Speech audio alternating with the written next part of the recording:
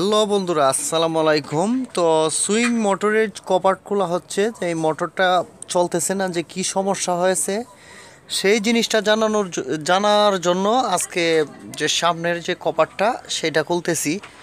তো যারা এখনও এই মোটর কি ওয়েতে খোলা হবে, তো এই জিনিসটি জানেন না, তো দেখুন ওই যে চাক্কাটার নিচে একটি হোল দেখা যায়, এইখানে একটি এই এলকি নাট আছে, আবার ওই দিকে এই চাকাটার ওই পাশে দেখা যায় না, ওই জায়গায় একটি এলকি নাট আছে।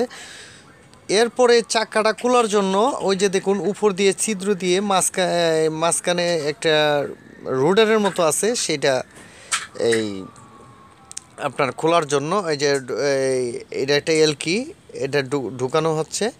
তো এটা আপনাদেরকে একটা জাস্ট ধারণা দিয়ে দিব আজকে, যে কিভাবে এই যে দেখুন কিভাবে খোলা হয়।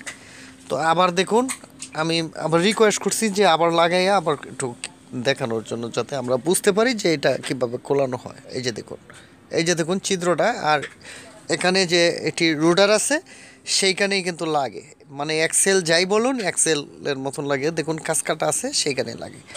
তো এখন এটা ওপেন করার পালা, আমরা এটাকে ওপেন করব। আর ওপেন করার পরে যে বিদ্যুতিক জন্য কি এই মেশিনটা চলছে না, কি জন্যে চলছে না, সেই জিনিসটা আমরা সলভ করার জন্য এই মেশিনটা খুলতেছি। তো সেজন্য আমি বললাম যে আমাকে ধরে, আমি বাজারে যাচ্ছিলাম, তো সেখান থেকে আমাকে ধরে নিয়ে গেছে, ভাই আমার মেশিন চলে না, এটা দেখেন।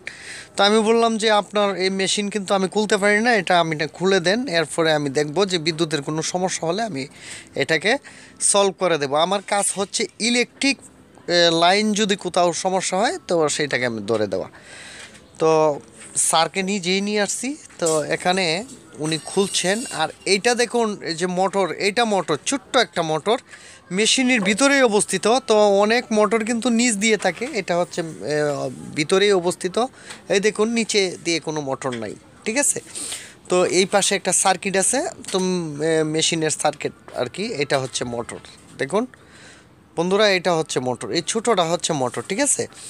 তো এই ধরনের অটোমেটিক মেশিনের জন্য, এই যে নিচে কোনো মোটর নাই, অটোমেটিক মেশিনের জন্য ওই জায়গায় মোটরগুলো থাকে।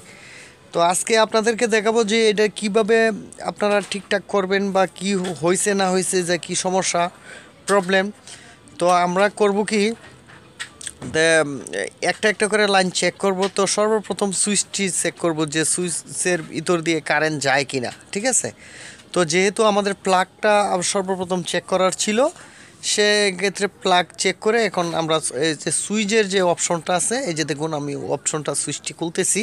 তো আমার কাছে কিন্তু মিটার টিটার কিছুই নেই, আমি আগেই বলছিলাম যে আমি বাজারে যাইতেছি, সেই সময়ে ওনারা ধরছে। তো আর আমার ভিডিওটা একটা ছোট্ট মোবাইল দিয়ে তোলা। তো দেখুন আমার লঙ্গি টঙ্গি পরার, মানে আমি বাজারে যাচ্ছি অবসর টাইমে।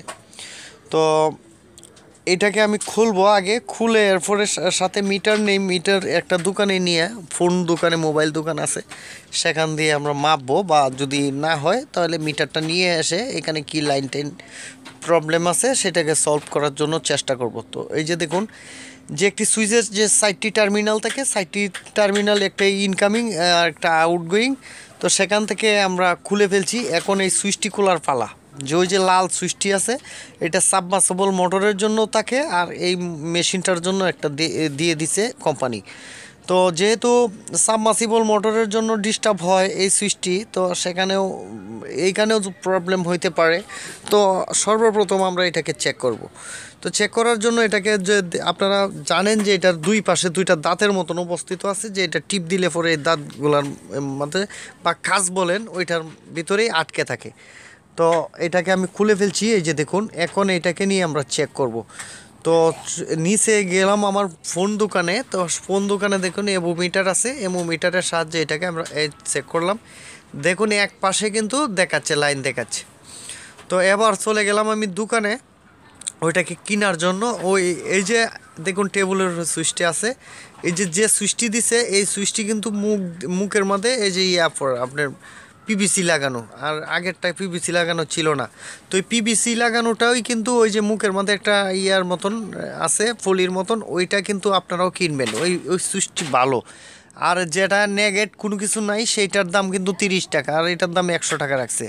তো উপর দিয়ে লাগিয়ে দিলাম, আর এই ক্লামগুলো আমরা মানে 4টা টার্মিনালে যে 4টা ক্লিপ ছিল সেই ক্লিপগুলো আমরা লাগিয়ে দিন। আমরা 100% কনফার্ম হয়ে গেছি যে এটার সুইচ সমস্যা। এরপরে আরও যে লক টক ছিল সেই দিকেও কোনো সমস্যা আছে কিনা সেটাকে জানতে পারতাম।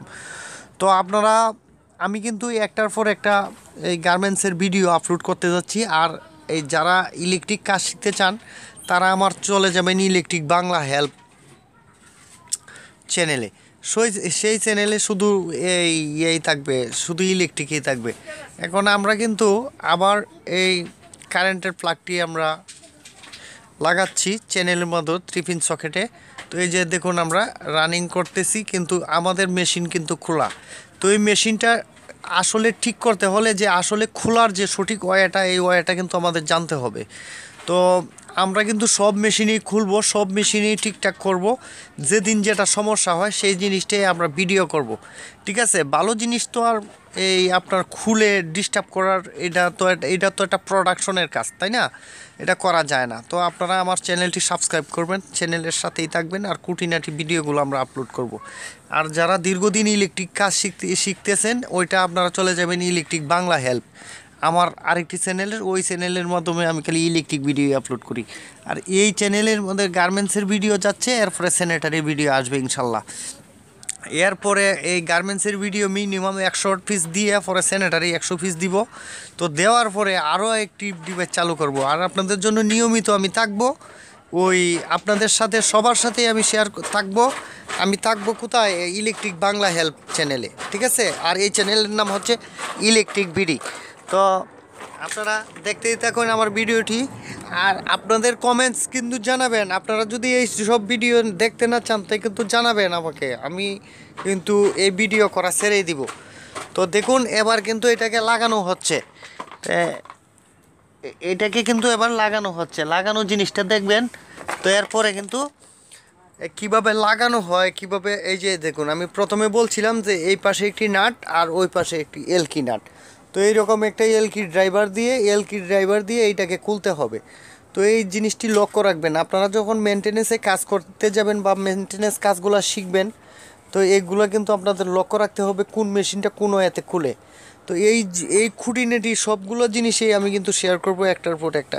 আপনারা আমার জন্য দোয়া করবেন, আর আপনারা কমেন্টস অবশ্যই করে যাবেন যে আমার ভিডিও কি সঠিক ওয়েতে যাচ্ছে না আনসঠিক ওয়েতে যাচ্ছে। যেহেতু ইলেকট্রিক বিডি চ্যানেল, আপনারা কি আমার এই ভিডিওতে সন্তুষ্ট হতেছেন কি না।